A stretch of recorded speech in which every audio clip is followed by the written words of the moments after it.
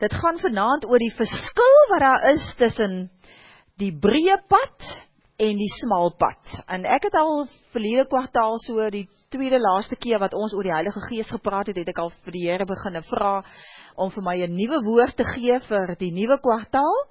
En hy het toe vir my dadelik gevat na 2 Timoteus 3 toe. En ek het toe 2 Timoteus 3 weer gelees.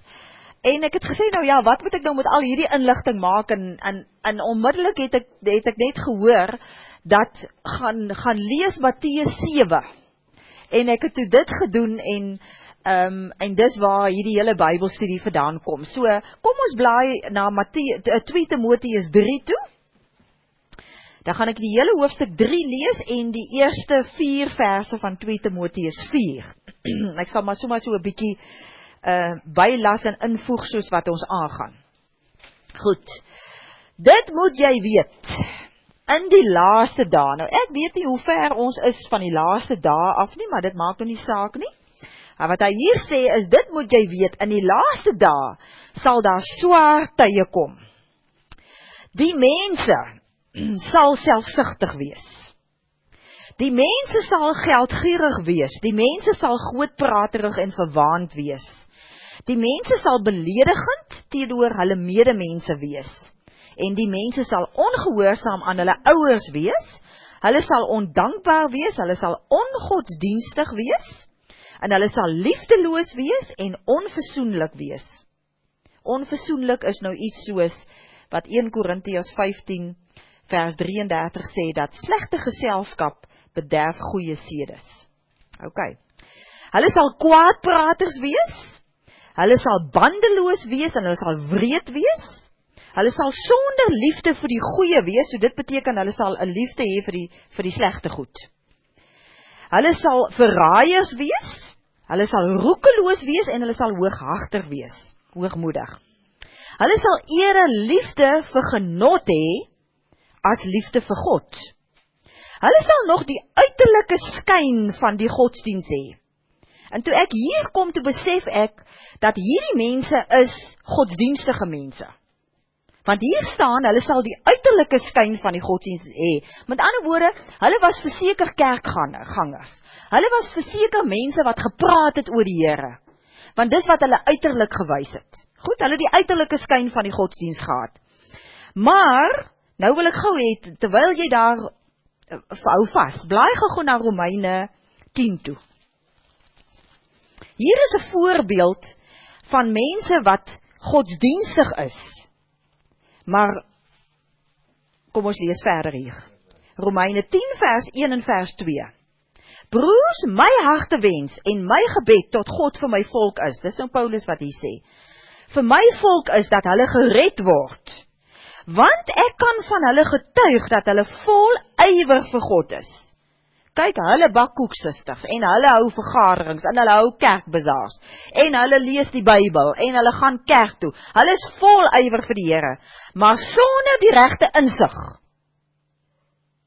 Dit is vir my 'n voorbeeld van, hulle het die uiterlike skyn van die godsdienst. Ok, nog 'n voorbeeld vir my, is as jy blaai na Jakobus 1 toe.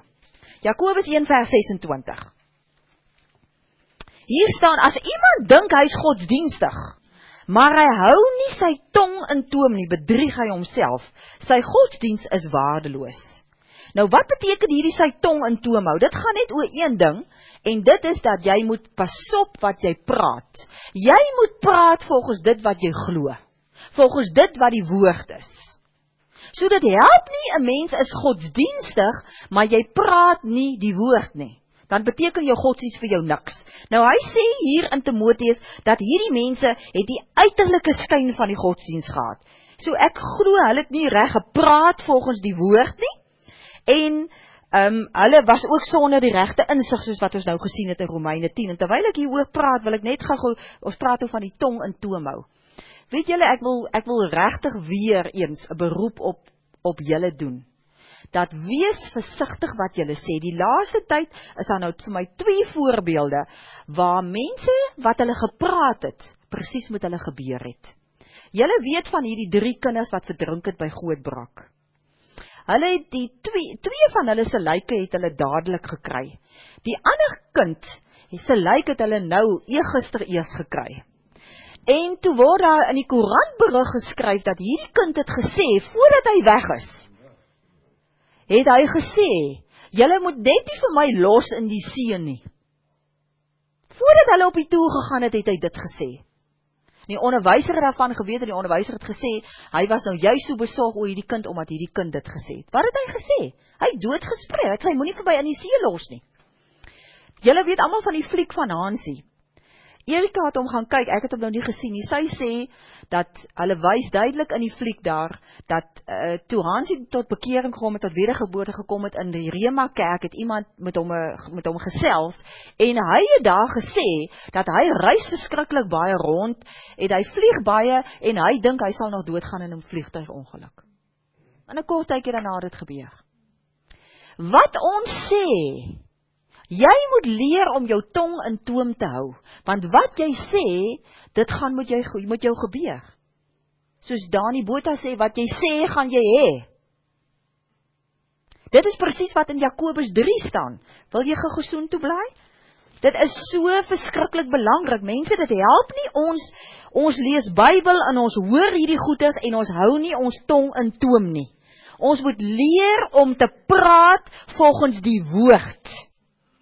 Jy praat nie goed soos, ek wil nie oud word nie. Jy sê nie goed soos, dis weer winter, so hier kom die virusse alweer nie. Hierdie virusse kan nie wees, maar hulle gaan nie iets aan jou doen nie. Behalwe as jy dit sê, dan weet Satan, daai virusse kan maar na jou toe kom. Jy gee hom die toestemming. Hier in Jakobus 3 staan die volgende. Vers 6. Die tong is ook 'n vuur, 'n wêreld vol ongeregtigheid. Die deel van die liggaam wat die hele mens besmet. Dit steek die hele lewe van die geboorte af tot die dood toe aan die brand en self word dit uit die hel aan die brand gesteek. Verstaan julle dit? Dit is verskriklik belangrik dat ons ons tonge in toom moet hou. Dit is, as jy dit nie doen nie, is daar 'n uiterlike skyn van godsdiens. As jy 'n kind is van die Here. Goed, hulle sê hulle het nog die uiterlike skyn van die godsdiens, maar die krag van die godsdiens sal hulle nie ken nie. Nou hierdie krag van die godsdiens is dit wat in Handelinge 1 vers 8 sê. Julle sal krag ontvang wanneer die Heilige Gees oor julle kom en julle sal my getuie wees. So wat hy eintlik hierso sê, hulle die uiterlike skyn van die godsdiens, hulle doen baie dinge wat godsdienstig is, maar die krag om 'n getuie te wees, om in oorwinning te lewe, dit het hulle nie.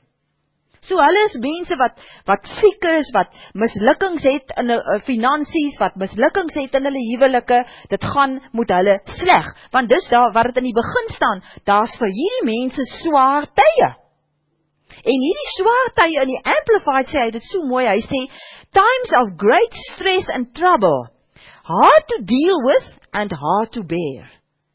Mense, ek en jy moet weet, ons gaan nou daarby kom, dat die Here vir my en vir jou beplan om 'n ewige lewe te hê.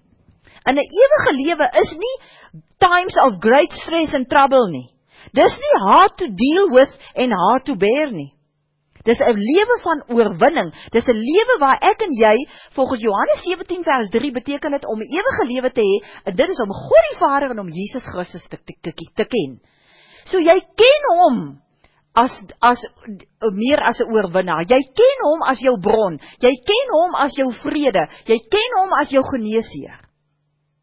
Jy ken hom alles wie hy is. En jy pas dit toe in jou lewe. Goed? Kom ons gaan verder aan. Hy sê van hierdie mense af, wat hierdie uiterlike skyn van die godsdienst het, en nie die krag van die godsdienst sal ken nie, bly weg van sulke mense af. Party van hulle dring in die huise en hulle kry liggelowige vroue, ek dink mans ook, wat met sonde belaai is en deur allerlei sinnelike begeertes gedryf word in hulle mag. Op watter manier? Met die onwaarheid wat hulle vertel.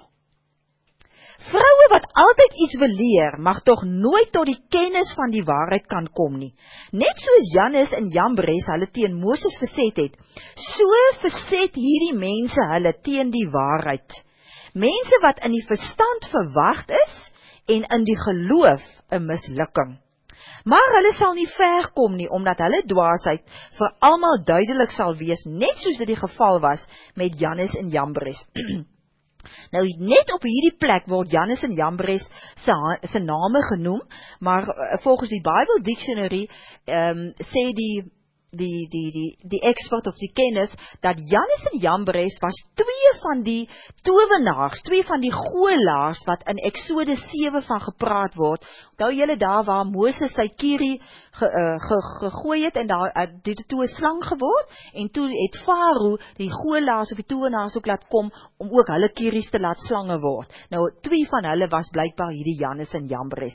En julle weet wat gebeur het, hulle sê hier, dat hulle het nie ver gekom nie, want hulle slange is opgevreet deur Moses die slang wat van 'n kierie afgekom het. Goed, nou het ons gelees van hierdie mense wat hierdie swaar tye beleef. Nou gaan hy vers 10 aan. Hy sê, maar jy, met ander woorde, as hy dit sê, dan sê hy, maar jy, ek en jy, moenie wees soos hierdie mense nie. Maar jy het my nagevolg in leer. Jy het my nagevolg in lewenswandel. Jy het my nagevolg in lewensdoel, in geloof, in geduld, in liefde, in volharding, in vervolging en in ontbering, soos my te beurt geval het in Antiochië, Iconium en Lystra. Wat 'n vervolging moes ek nie alles verduur nie, maar die Here het my uit almal gered. Nou weet julle nou al, ons het al 'n hele paar Bybelstudies dit meer as een keer oor gepraat, dat vervolging, persecutions en sufferings word aan my en jou gedoen as gevolg of deur mense. Mense wat ons seer maak, mense wat van ons skinder, mense wat vir ons lelik moet ons is, wat ons beledig, wat ons aanstoot gee. Alle sulke goeders word deur mense gedoen, en nou sê Paulus dat hy het al hierdie goeders beleef. Hy sê, maar die Here het my uit almal uitgered. Almal wat in Christus Jesus toegewy aan God wil lewe, sal ook vervolg word. Maar goddelose mense en bedrieërs sal voortgaan om van kwaad tot erger. Hulle mislei ander en word self mislei. Maar jy, sê hy in vers 14, bly by wat jy geleer het en wat jy vasglo. Nie sommer net glo nie, vasglo. Dit beteken jy's absoluut oortuig daarvan. Goed? Jy weet tog wie jou leermeesters was, en jy ken van kleins af die Heilige Skrif. Dit kan jou die kennis bybring. Onthou julle, hierdie mense, wat al hierdie goeders was, hulle wou niks van die waarheid geweet het nie.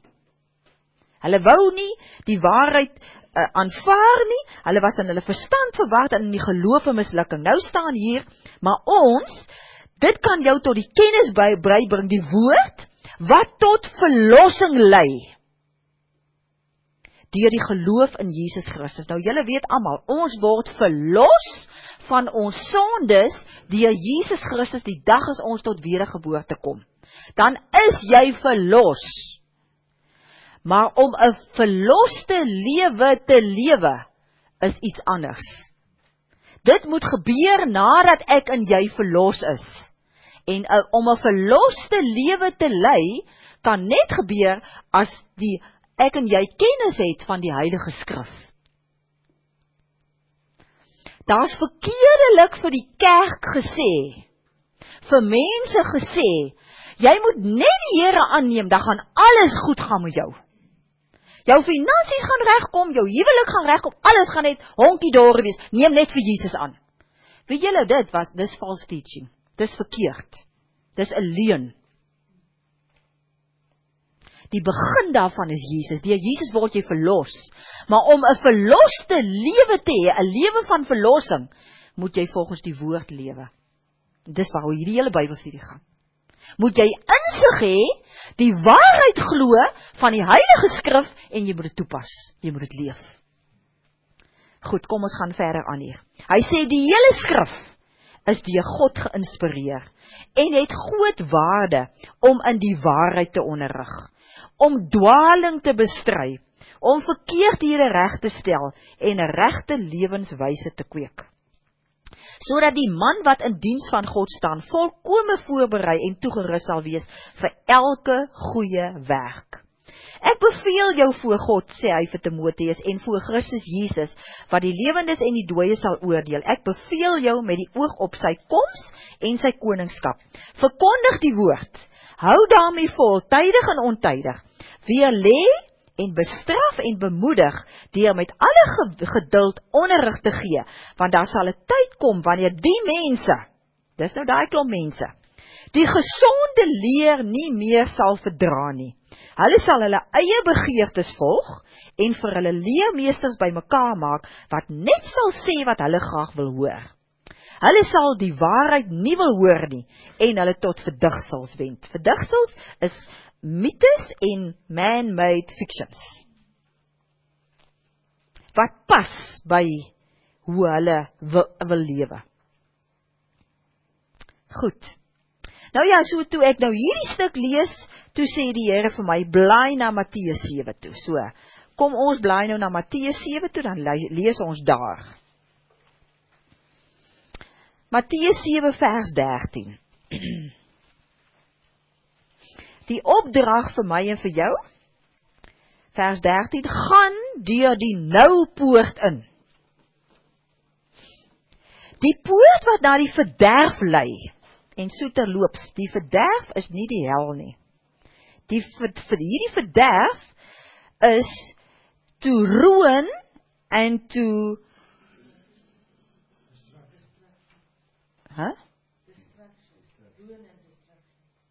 ruin and ja, destruction, ja, dis reg, maar to ruin a life of well-being. Dis wat dit beteken. To ruin or to lose a life of well-being. Goed? Ja, to lose, ja. Wat het ek gesê, lost? Ja, lose. Die poort na die verderf, wat na die verderf wy, is wyd, en die pad daarheen is breed, en die wat daardeur ingaan is baie. Mense, dit is al hierdie baie mense, waarvan ons hier in Timoteus gepraat het. Maar die poort wat na die lewe lei, is nou, en die pad daarheen is smal, die engel sê nie net smal nie, maar ook reguit, en die wat het kry is min. So min mense gaan deur die nou poort, loop op die smal paadjie, wat tot die lewe lei. Vers 15, pas op vir die valse profete, hulle kom na julle toe in skaapsklere. Maar in werklikheid is hulle verskeurende wolwe. Aan hulle vrugte sal julle hulle ken. Kry 'n mens dan druiwe aan doringstruike of vye aan dussels, en dan gaan hy so aan oor bome wat goeie vrugte moet dra. Vers 20, so sal julle die valse profete dan aan hulle vrugte ken. Vers 21, nie elkeen wat vir my sê, Here, Here, sal in die koninkryk van die hemel ingaan nie. Nou moet ek eers gou hier verduidelik. Hierdie vers, nie elkeen wat vir my sê, Here, Here, sal in die koninkryk ingaan nie, praat nie hier van wedergeboorte nie. Want anders was Romeine 10 vers 13 nie waar nie. Romeine 10 vers 13 sê, elkeen wat my aanroep sal gered word. Ok? So elkeen wat sê, Here, ek wil u kind word, jy sal gered word. Maar hy sê, nie elkeen wat vir my sê, Here, Here nie. So as ek 'n kind is van die Here, dan sê ek vir hom, Here, Here, u is my eienaar, ek is u kind. Hy sê, maar nie elkeen wat dit sê, met ander woorde, nie elkeen wat 'n kind van die Here is, en wat weet dat die Here is sy eienaar nie, hy behoort aan die Here. Nie elkeen wat sê, Here, Here, sal in die koninkryk van die hemel ingaan nie, met ander woorde, sal 'n koninkrykslewe hê nie. So dit beteken dat kinders van die Here, kan weet hulle is kinders van die Here, maar hulle kan nie 'n koninkrykslewe hê nie. Hier staan dit. Hy sê, maar net hy, wat die wil doen van my Vader, wat in die hemel is. Baie sal daardie dag vir my sê, Here, Here, het ons dan nie in u naam gepreek nie? Deur u naam duiwels uitgedryf nie, en deur u naam baie wonders gedoen nie? Dan sal ek openlik vir hulle sê, ek het julle nooit geken nie. En hierdie woordjie geken, is die Griekse woordjie gnosko, G-I-N-O-S-K-O, wat beteken no connection with you. Daar's geen eenheid tussen my en jou nie. Dan sê hy, ek het jou nooit geken nie, gaan weg van my af. Julle wat die wet van God oortree. Nou hierdie wet van God is nie die 10 gebooie nie. Hierdie wet van God is die grondwet van die koninkryk, en dit is die woord. Goed? So wanneer doen ek en jy die wil van God? Wanneer ons die woord toepas. Is dit nie so nie? En dit is wat die Here hier van ons vra. Dan het ek en jy 'n koninkrykslewe. Maar kom ons bring nou hierdie by mekaar in verband. Op die aantekeninge sê ek, daar's 2 groepe gelowiges. Ek wil net opsom wat ons nou gesê het.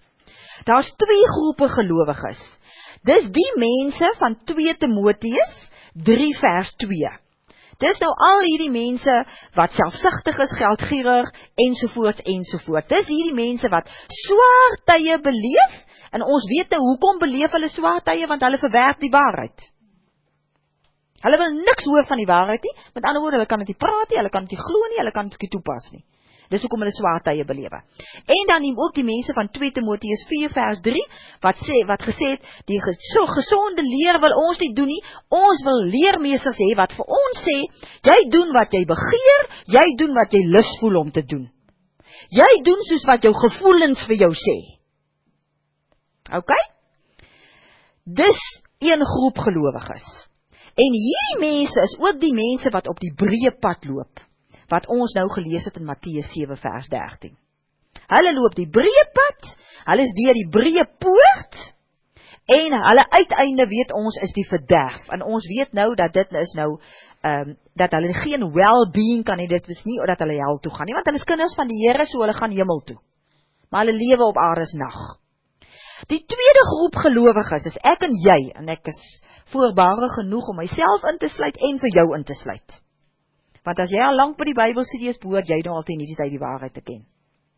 Goed, dis ek en jy van 2 Timoteus 3 vers 10, maar jy het my nagevolg in leer, jy het my nagevolg in lewenswandel, jy het my nagevolg in lewensdoel en geloof, geduld, ensovoort, en vers 14 wat sê, bly by wat jy geleer het. Bly by wat jy geleer het en wat jy vas glo.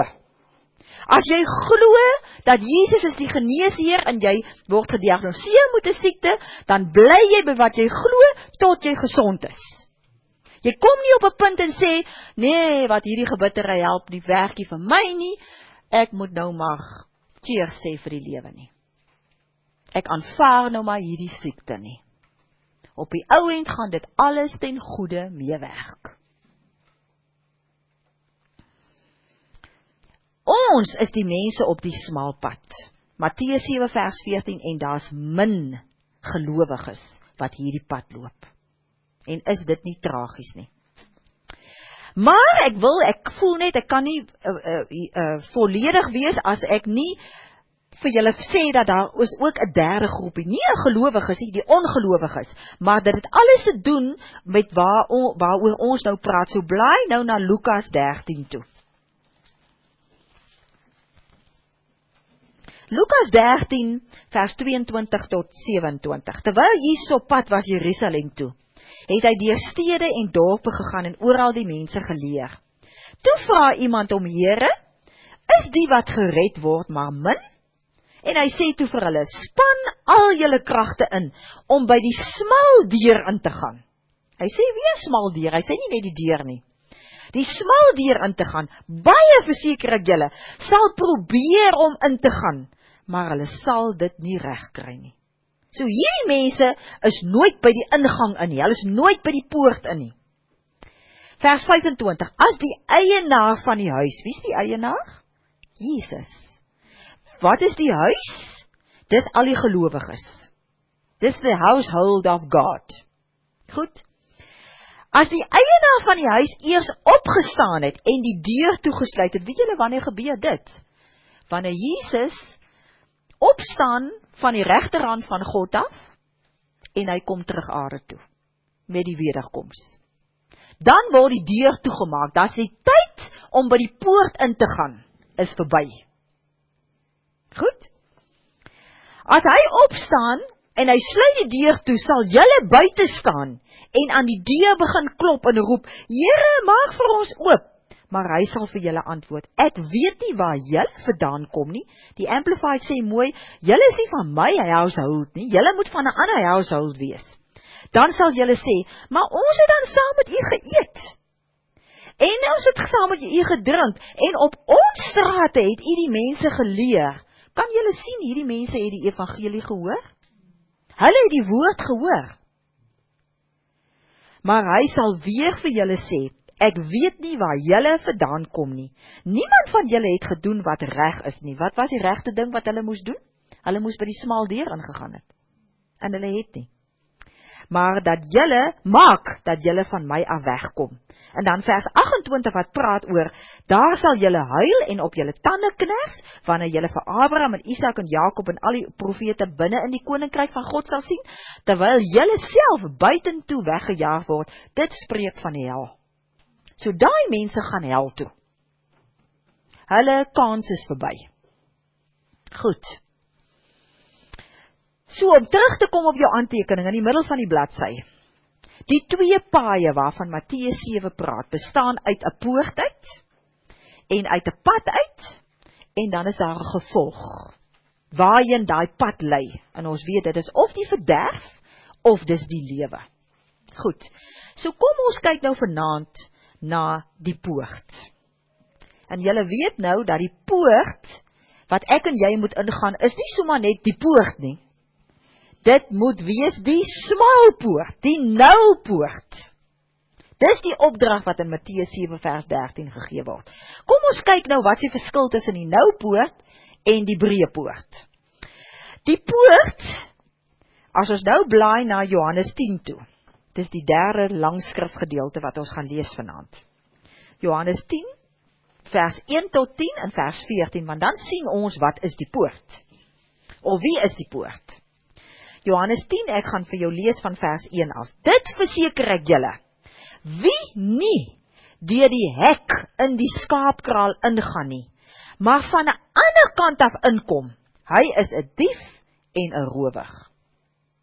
Maar hy wat deur die hek ingaan, is die skape se herder. Julle sal met my saamstem, dat die vers 1 is dan met ander woorde ook 'n herder. Hy sê, wie nie deur die hek in die skaapkraal ingaan nie, maar van 'n ander kant inkom, is 'n herder wat 'n dief is en 'n rower. OK? Hy sê maar, hy wat deur die regte hek ingaan, is die skape se herder, en vir hom maak die hekwagter oop. Nou 'n hekwagter is soos 'n butler van die vroeë jare. As ek en jy nou van die edelgeslag was, dan sou ons 'n butler gehad het. Nou die butler sou, wanneer iemand klop aan die deur, dan gaan die butler om te gaan kyk wie dit is, en die butler kom sê vir my, mevrou, so en so is voor die deur.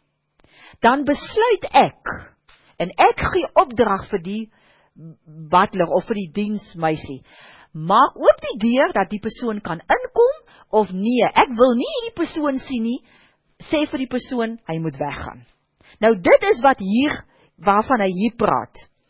Ek en jy, daar's 'n hekwagter, wat kan besluit, vir wie wil ons oopmaak, om ons herder te wees. Gaan dit die een wees wat by die hek ingekom het, of die een wat van 'n ander kant af ingekom het en nie by die hekke nie? OK? Die skape luister na die herder se stem. So wat 'n herder jy ingebring het, die skape luister na sy stem. Hy roep sy skape op hulle name en lei hulle uit. Wanneer hy al sy skape uitgebring het, loop hy voor hulle uit, en die skape volg hom, omdat hulle sy stem ken. Hulle sal nooit 'n vreemde volg nie, maar van hom af weghardloop, omdat hulle nie die stem van die vreemdes ken nie. Deur hierdie beeld het Jesus met hulle gepraat, maar hulle het nie verstaan wat dit was wat hy vir hulle wou sê nie.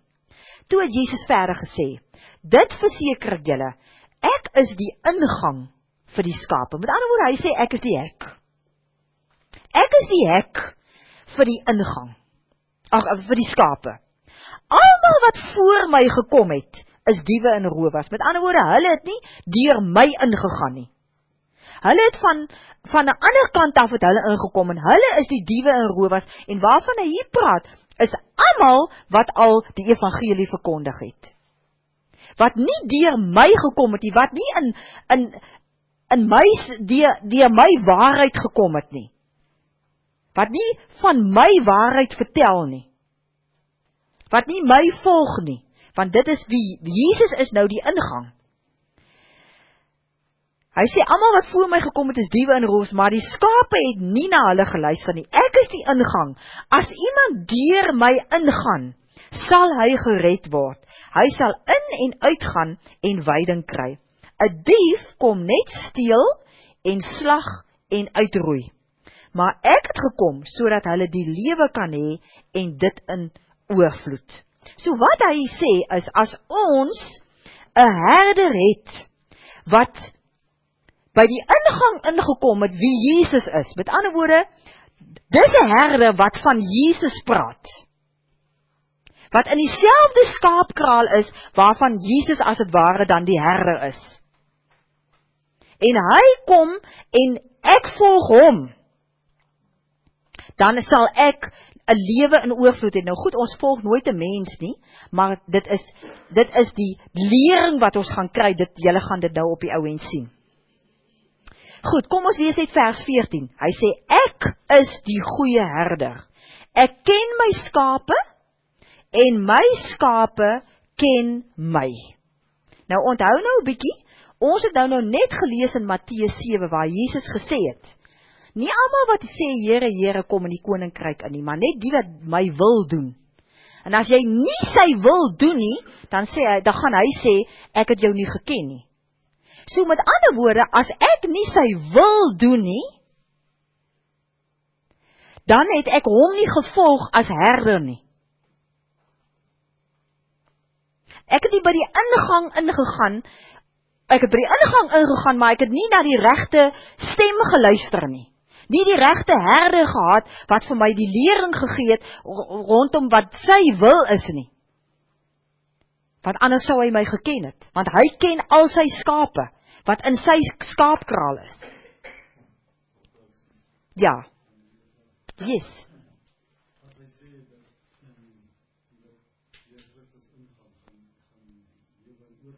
Ja.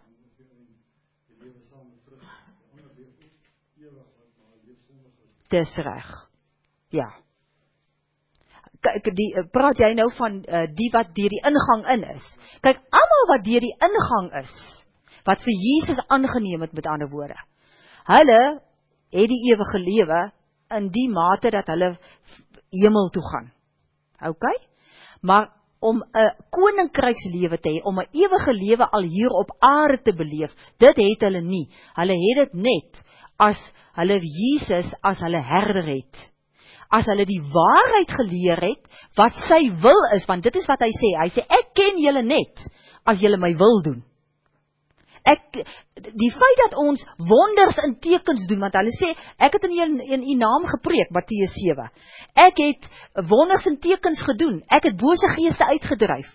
Maar dit is asof die Here sê, dit sê nie vir my, dat jy van my skape is nie. Wat van my skape is, dat ek jou ken. Want hy sê, hy ken al sy skape, wat hom volg, is dat jy moet my wil doen. So wat ons hier sê vir mekaar is, onthou ons het met die Heilige Gees Bybelstudie, het ons baie klem gelê op doping in die Heilige Gees, die laaste klomp teachings, en waar het baie gegaan het oor wonders en tekens doen en al die genadegawes toepas. Dis fantasties, ons sê nie, dis onbelangrik nie. Dit moet julle mooi verstaan, moenie Matteus 7 lees en dink, jy weet wat help het nou om dit te doen nie. Wanneer ek en jy deur die krag van die Heilige Gees al hierdie gawes doen, wat van ons verwag word om te doen, is dit dat ons diensbaar is vir Christus. Ons is in sy diens, en ons is sy arms en bene, en ons sê wat is die mag en die krag van Jesus, né? En ons maak 'n verskil. Maar dit beteken nie, dat deurdat ek in tale praat en bose geeste uitdryf en siek mense gesond maak, dat ek 'n ewige lewe, 'n koninkrykslewe hier op aarde beleef nie. Die enigste manier hoe ek 'n koninkrykslewe hier op aarde beleef, ja, ek kan in tale praat, maar dit bepaal dit nie.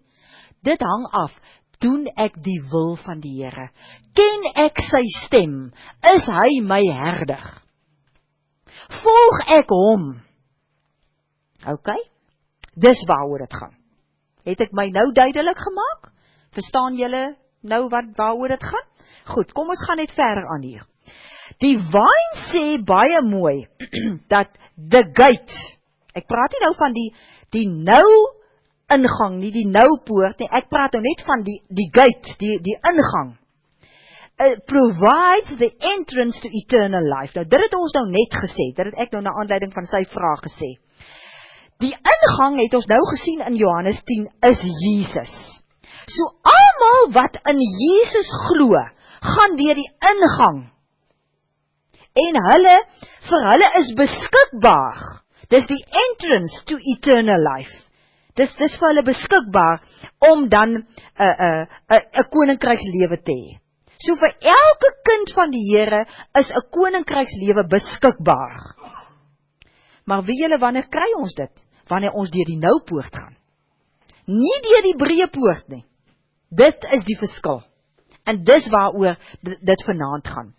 Narrow is die smal poort, beteken it runs counter to natural inclinations. Nou dit beteken, dit klink nou vreeslik ingewikkeld. Al wat dit beteken is, as ek deur die nou poort gaan, dan moet dit wat my natuurlike geneigtheid is, wat my lus is om te doen, wat my wil is om te doen, wat my begeertes is en wat my gevoelens is, moet nie belangrik wees nie.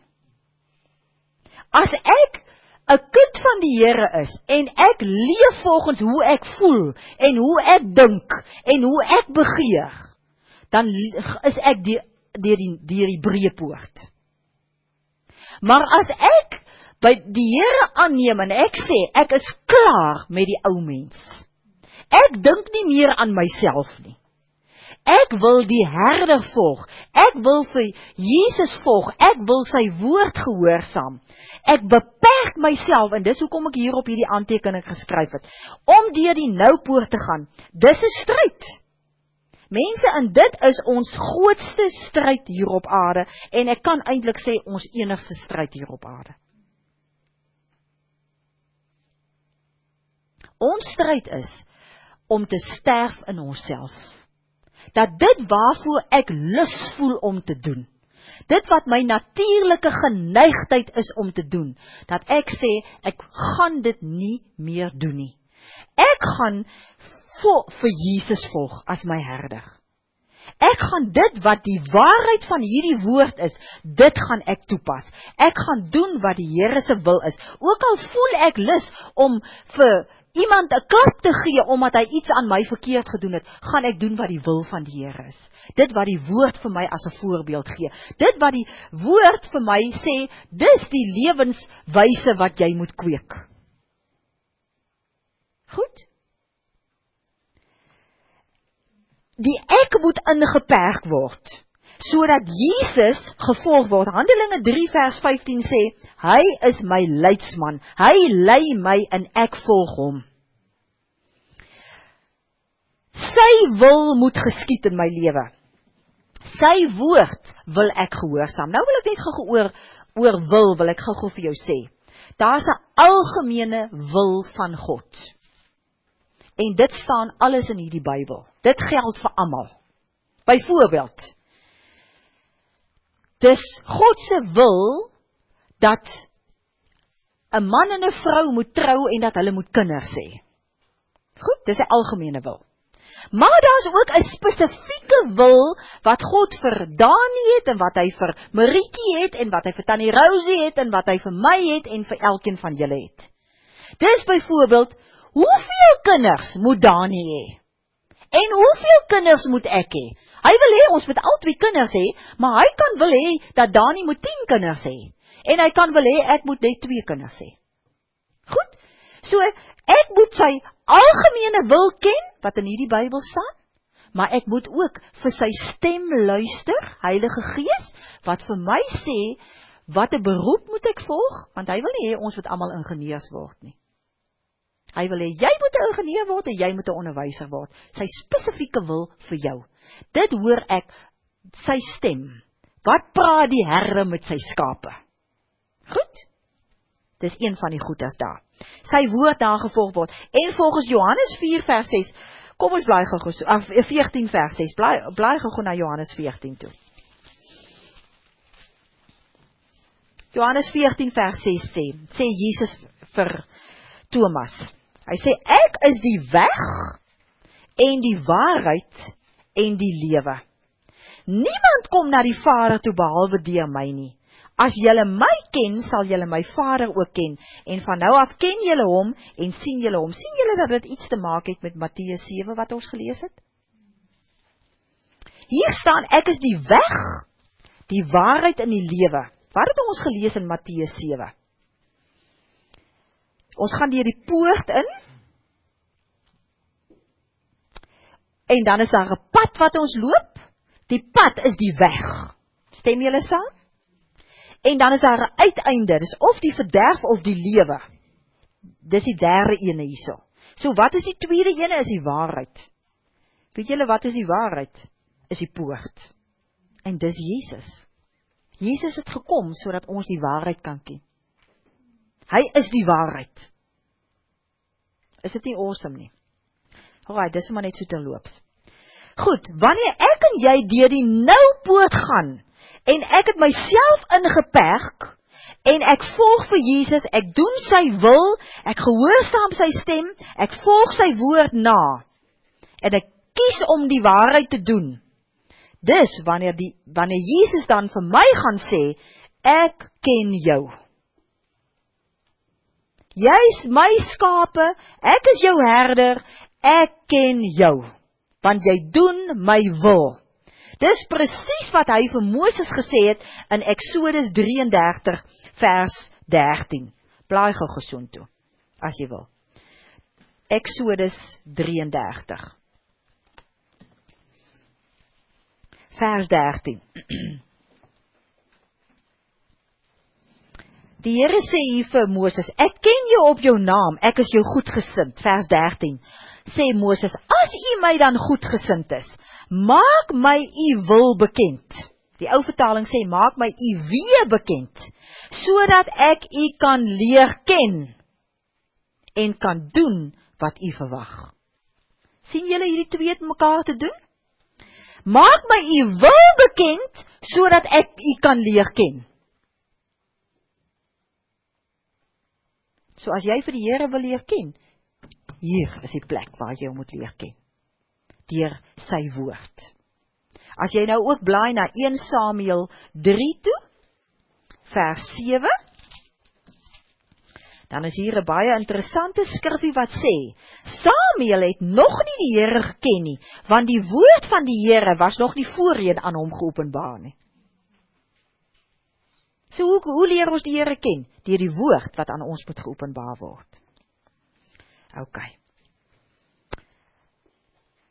As ons teruggaan na Matteus 7 toe, van vers 21 tot 23, ek dink ek het eintlik al klaar gesê wat gesê moet word. Julle het dit nou daar, nie elkeen wat kan sê, Here, Here, het 'n koninkrykslewe nie, maar net die wat sy wil doen. Dan sal die Here sê, ek ken jou. Want jy gehoorsaam my woord, jy leef my woord. En kom ons gaan nou terug na Johannes 10 vers 3 toe, wat sê, daar's 'n hekwagter. Die hekwagter wat moet sê, wie moet inkom? Wie se waarheid gaan ek luister? Wie se woordverkondiging gaan ek luister? Want dis presies wat die hekwagter moet doen. En die hekwagter is my keuse.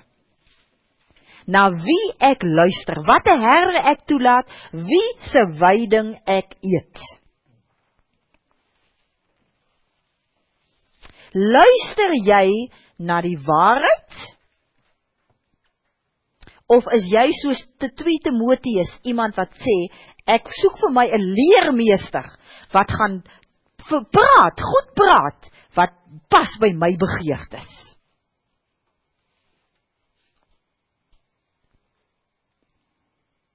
Jy weet, daar's mos mense wat sê, die oomblik as jy begin praat oor, byvoorbeeld, ek het een keer met 'n vroutjie gepraat, en haar man wou niks met haar te doen gehad het, toe sy nou op die ou end vertel, hoekom, toe verstaan ek, want sy het nie 'n cooking clue gehad, wat het beteken om onderdanig te wees aan haar man nie. En toe ek nou op 'n baie subtiele manier vir haar probeer vertel, wat het nou eintlik beteken om onderdanig te wees aan jou man, uit ervaring uit. Dit beteken nie om in die kombuis te staan en die hele dag kos te maak nie, en dit beteken ook nie jy's 'n klaas nie, en jy het 'n baas wat oor jou klaas speel nie, maar toe ek dit vir haar probeer verteken, toe sy so lank stil gebly, toe sê sy vir my, maar jy is oudtyds.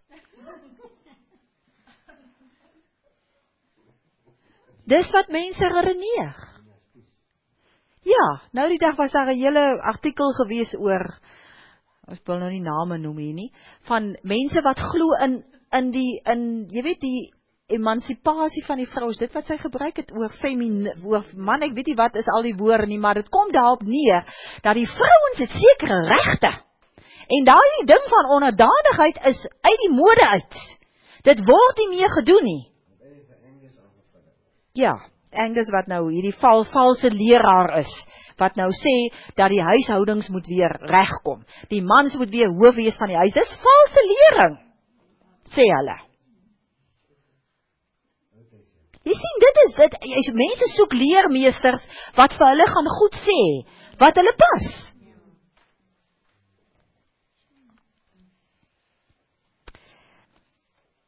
Van wie se weiding eet jy? Eet jy?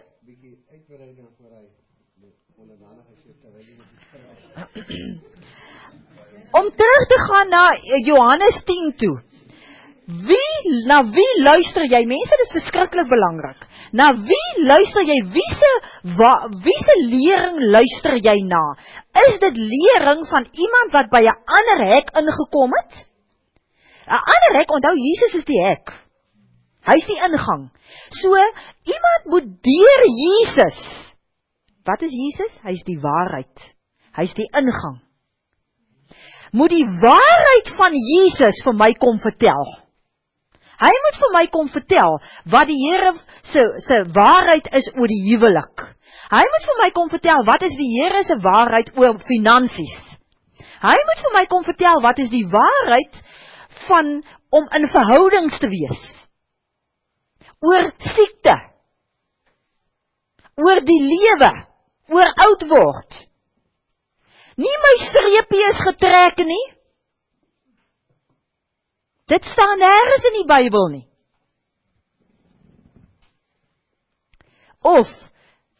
En as ek luister na daai persone, dan is dit 'n dief wat kom steel in my lewe. Dis die dief. Onthou, ons het sê altyd, ja, die dief is Satan. Ja, want dit wat hy vir my kom vertel, is nie die waarheid wat van die Here afkom nie, en dit kom of van die Here af, of kom van Satan af. Maar mense, dis nie die duiwel wat vir ons hierdie goed kom vertel nie, dis mense. Die duiwel vertel dit vir herders, vir leraars, en hulle kom vertel dit vir ons. En so kom steel dit in ons lewe, in plaas van, dat ons die herders moet hê, wat die waarheid van Jesus vir my en vir jou kom verkondig, sodat ek 'n lewe in oorvloed moet hê.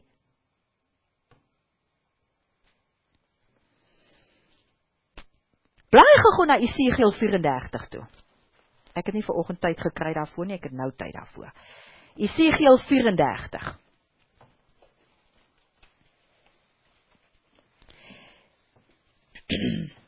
Kom ons begin sommer hier by vers 4. Hy praat hier met die herders, en julle weet, As jy gou gaan kyk in Jakobus, dink ek. Nee, dis nie Jakobus nie. Is dit in Petrus? Waar staan dit dat hy gaan swaar? Ja, is Petrus. O nee. Waar staan dit van dat hy gaan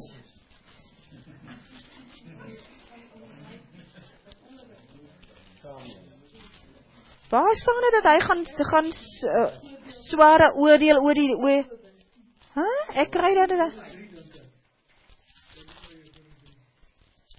Ek het ook gedink dit staan hier nie. O ja, dit staan hier so ja, Jakobus 3. My broers, julle moenie almal leermeesters wil wees nie, want julle moet weet dat ons wat leermeesters is, strenger as ander beoordeel sal word. Vers 1. Kom ons kyk by Esegiel 34. Hier gaan dit oor dat die Here sal optree teen die herders. Vers 4. Julle, hy praat hier met die herders. Hy sê julle het nie die swakkes gehelp nie. Julle het nie die siekes gedokter nie. Julle het nie die wonde van die wat see gekry het versorg nie. Julle het nie die wat weggedwaal het teruggebring nie. Julle het nie die wat weggeraak het gesoek nie. Julle was harde en wrede regerers. Die klein vee was sonder herder en het verstrooi geraak. En toe hulle verstrooi raak, word hulle 'n prooi vir roofdiere. Mense, dis presies wat gebeur. Wie is die roofdiere? Dis Satan. Wanneer word ek en jy 'n prooi vir Satan? Wanneer ons nie die regte teaching kry nie. Want ons glo nie in die waarheid nie. Ons glo klomp leuns en dan maak ek 'n deur oop vir Satan. Dat hy kan reg inkom in my lewe. Die Here het daar niks mee te maak nie. Die Here het dit ook nie toegelaat nie. Die Here staan 'n huil omdat hy sien, hierdie kind van my was veronderstel om 'n lewe in oorvloed te hê en sy het dit nie, want sy glo nie my waarheid nie. Kom ons kyk verder hierso by hierso van vers 11 af. Kom sê die Here, hy sal self die klein vee se herder wees. Kom ons kyk die vers 14, dis vir my so kosbaar hierso. Hy sê ek sal vir hulle sorg vir goeie weiding. Hulle sal wei op die hoë berge van Israel en rustig daar in die goeie weiveld lê en herkou. Herkou beteken om te mediteer, die woord te bedink en te oordink, waarvan Josua 1 vers 8 praat. Hulle sal op geilveld wei daar in die berge van Israel. Ek sal self my klein vee se herder wees en hulle rustig laat lê en herkou. Mense, weet julle wat sê hierdie stuk vir my? Dat ons moet nooit na mense luister, sonder om te gaan seker maak, is dit wat die groot herder ook sê nie. Jy volg nooit 'n mens nie. Jy glo nooit wat 'n mens vir jou sê nie, behalwe as daai mens vir jou sê wat in die Bybel staan. Maar almal gebruik die Bybel ja, jy sê nie dit sê nie, ek bedoel, moet ons ook vir jou sê. Kyk, wat sê Matteus 7, waar is die vrugte?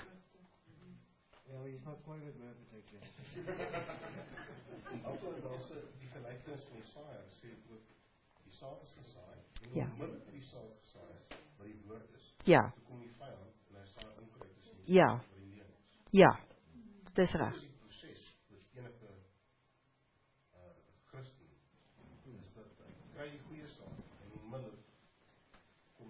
Kom. Ja. Maar dit hang af van die harte van die mense, né? Want die grond is die harte. So dit hang af wat in jou hart aangaan. Wat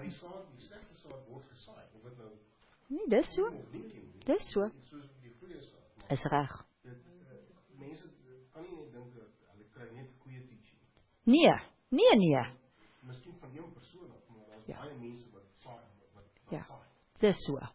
Dis so. Ek bedoel ek sien nou Boesak het byvoorbeeld bedank met die kerk. Want hy wil nou hê dat hy moet toegelaat word en hy moet kan preek en hy moet kan alles doen en so ons het nou bedank gister by die kerk. En hy sê prediker, hy's 'n gesiene mens en hy het 'n groot invloed en hy preek vir mense en hy gebruik die Bybel. Ek bedoel ons weet hoe baie van hierdie goeders daar is. Wat die Bybel gebruik daarvoor. Ons gebruik ook die woord. Dis reg. Ja, maar dit is die probleem. Jy sien nou gebruik almal. Dit is wat so moeilik is hoekom ek nou vir haar so ja. vraag of snaakse vraag want Nee, dit is so. Maar kyk of sy nou regtig vir die Here gehoor het, jy weet. Verseker, ja. Dis reg, jy sal onmiddellik weet, ek luister na baie predikers, en dan partykeer, hulle praat die waarheid, en dan sê hulle iets aan dinge, Dit wat jy nou sê is nie die waarheid nie. Nee, hoe meer jy in die woord is. Dis reg. Maar kyk, die Here sê dat ons moet net een keer in sy woord te wees, en dit is baie maklik, ons sê, dis ek 'n moeilike ding is dag en nag. Ja. Is so. Waar staan dit?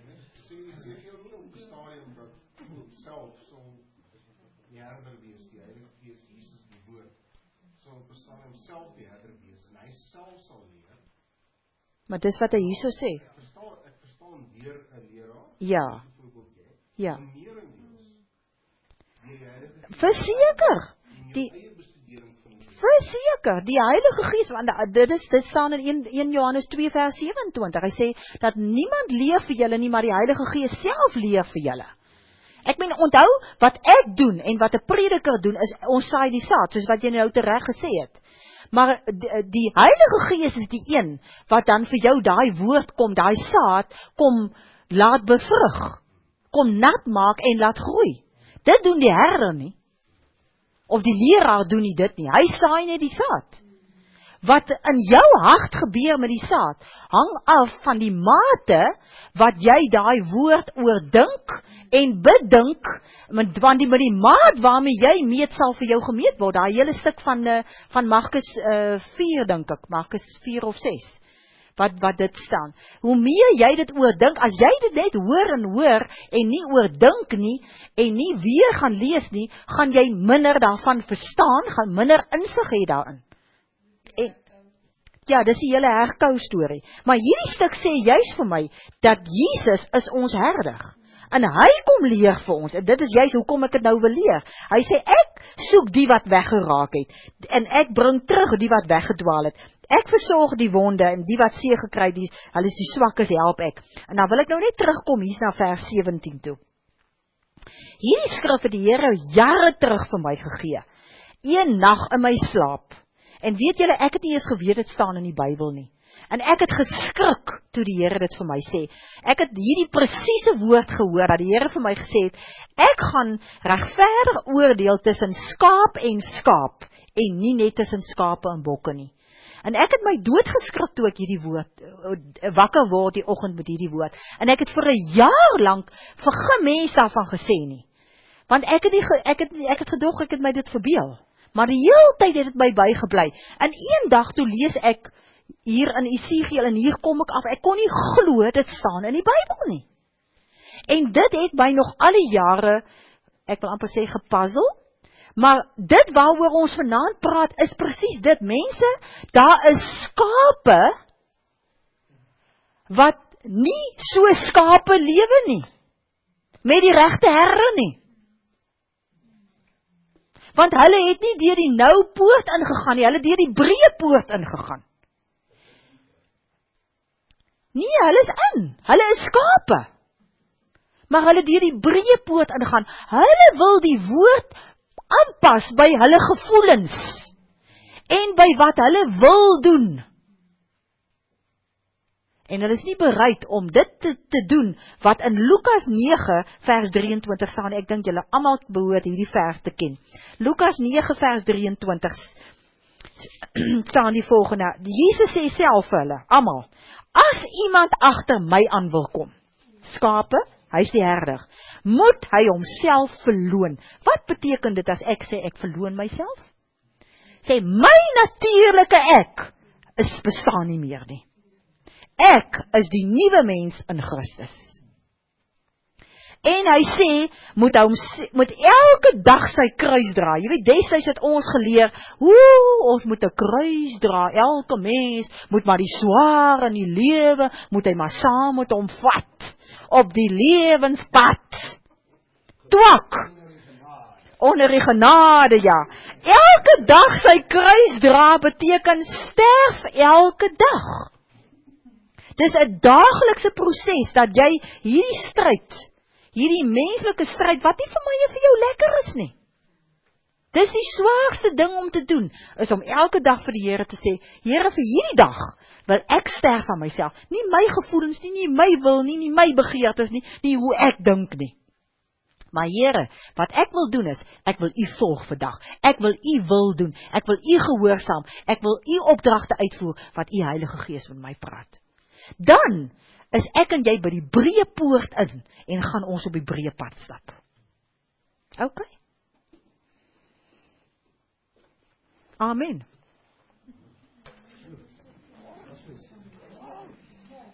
O nee, ek is nog nie klaar nie. Nee, smal, ekskuus. Smal, kanselleer. Het ek gesê breë? Oh, ekskuus. Is jy nog op die lug? Ekskuus. Kanselleer. Dankie. My kop is so vol. Die smal pad. Dis die smal pad as ek en jy gesterf is in onsself en ons doen sy wil. Ek meen dis mos nou waaroor ons praat vanaand, oor die nou pad. Die nou pad, die nou poort.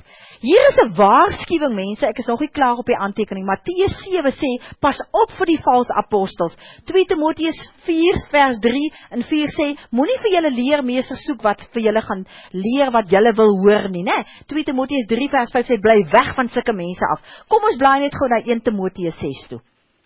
1 Timoteus 6 sê, bewaar wat aan jou toevertrou is, Timoteus, vermy die onheilige en sinlose praatjies en die redenasies van die kennis, soos dit verkeerlik genoem word. Daar is mense wat daardie kennis aanhang en so van die geloof afdwaal. Kom ons lees die volgende ene hierso, Efesiërs 5. Efesiërs 5 vers 6 en vers 7. Vers 6 sê, moenie dat iemand julle met allerlei onwaarhede mislei nie. Want daardeur kom die straf van God oor die mense wat aan hom ongehoorsaam is.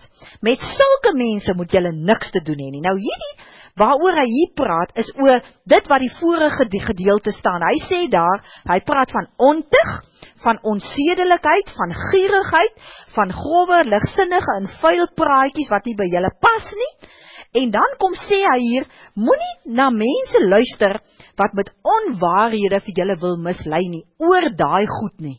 Wat met ander woorde allerhande argumente het oor hoekom jy nou maar mag ligsinnige en vuil praatjies hê, hoekom jy maar mag gierig wees, hoekom jy mag onsedelik wees, hoekom jy mag ontug pleeg. Hulle het allerhande verskonings en allerhande argumente en pas dit aan by die hedendaagse lewe. Hy sê, oor daai mense gaan die straf van God kom, want hulle leer jou verkeerd. Dis nie die mense wat hy goed doen waaroor die straf gaan kom nie. Onthou, Jesus het al die straf wat vir ons bedoel was, het hy klaar op hom geneem. Daarom, Romeine 8 vers 1, geen veroordeling vir die wat in Christus is nie. 1 Tessalonisense 5 vers 9 sê, dat ons is nie bedoel om gestraf te word nie. Vir my en vir jou gaan daar nie straf wees nie, maar vir die leermeester, die mense wat ander mislei, hulle gaan gestraf word, op een of ander manier, ons weet nie hoe nie. Maar met sulke mense moet julle niks te doen hê nie. Kom ons lees die volgende versie, Galasiërs 5, vers 7 tot 10. Hy sê hierso, julle was so goed op pad, wie het julle verhinder om die waarheid te bly gehoorsaam? Wie het julle omgepraat? Nie God nie. Hy roep julle tot gehoorsaamheid. 'n Bietjie suurdeeg, deurtrek die hele deeg. Ons band met die Here gee my die vertroue dat julle net so sal dink soos ek. Maar die man wat vir julle in verwarring bring, wie hy ook al mag wees, God sal hom straf.